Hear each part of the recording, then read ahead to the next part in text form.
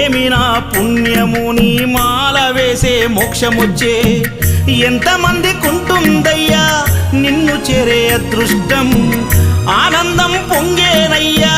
నిన్ను చూసిన క్షణం తండ్రి నిన్ను చూడంగానే కన్నీరు తన్నుకొచ్చే ఒక్కసారిగా నన్ను గన్న తల్లిదండ్రులు గుర్తుకొచ్చే చక్కని మల్లె జాజి పూల పరుపు వేసి బంగారు ఊయల గట్టి ఊయలూపనా